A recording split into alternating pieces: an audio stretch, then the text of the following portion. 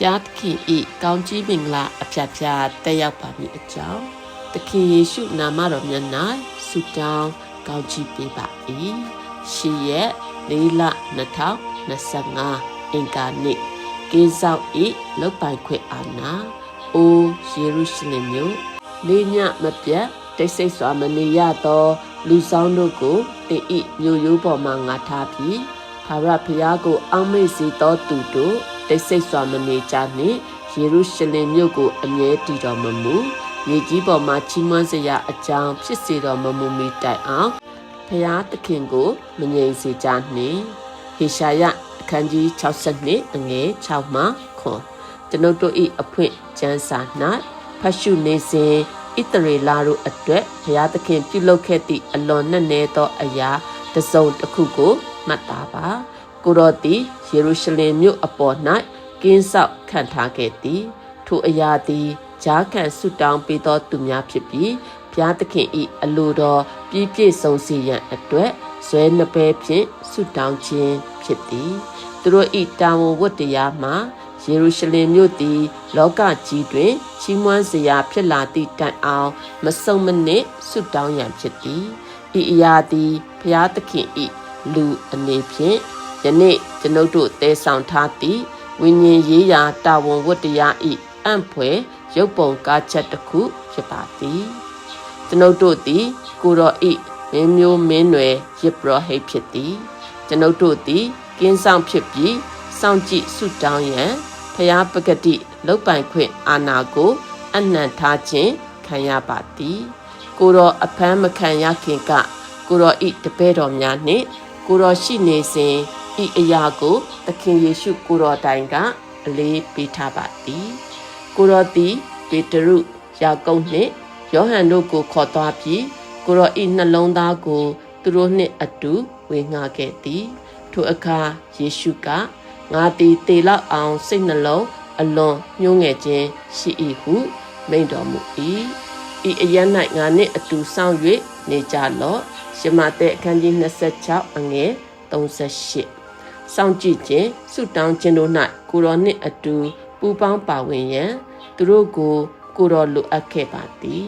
သို့သောသူတို့သည်အိမ်မောကြနေခဲ့ကြသည်သခင်ယေရှုသည်ပြန်လာ၍ထိုသူတို့အိပ်ပျော်နေသည်ကိုတွေ့တော်မူသောအခါကိုတော်ကသင်တို့သည်တနာရီခန့်မြငါနှင့်အတူစောင့်၍နေခြင်းငါဤသို့မတက်ဆွမ်းနိုင်သလောဟုမိန့်တော်မူ၏ရှမသက်အခန်းကြီး26အငယ်40မှ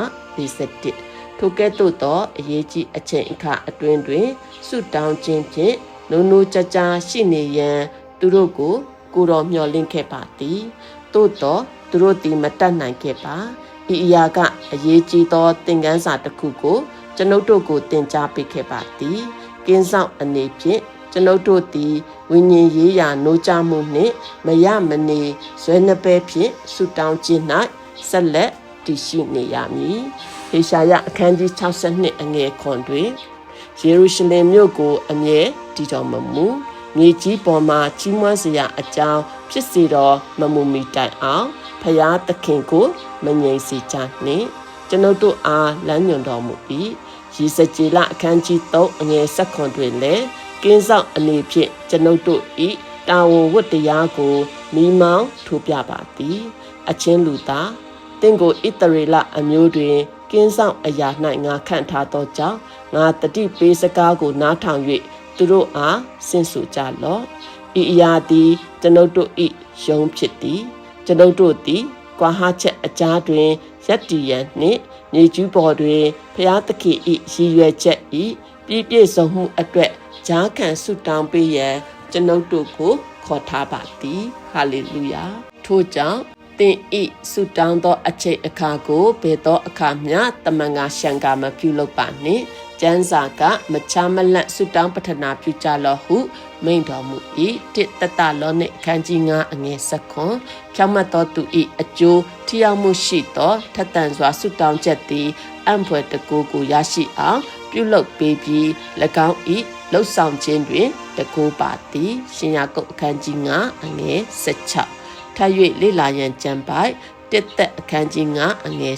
19တိမောသေအခန်းကြီး2အငယ်14ရှင်ယာကုပ်အခန်းကြီး9အငယ်16မှ18ဆုတောင်းခြင်းကိုအတူတကွဝန်ခံကြပါစို့ချစ်တော်မူသောအဖကင်းဆောင်တယောက်ဖြစ်ရသည်အခွင့်အရေးအတွက်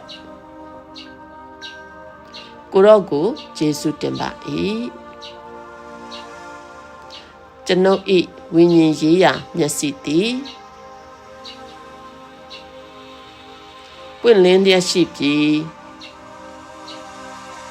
ကျွန်ုပ်သည်ဆုတောင်းခြင်း၌နိုးကြားလျက်ရှိကာကိုတော်၏အလိုတော်သည်ဤကဘာမြေပြင်ပေါ်တွင်ပြည့်စုံရန်ဂျာခံဆုတောင်းရရှိကြောင်းကျွန်ုပ်ကြီးညာပါသည်ကျွန်ုပ်သည်ဤတာဝဝတ္တရားကို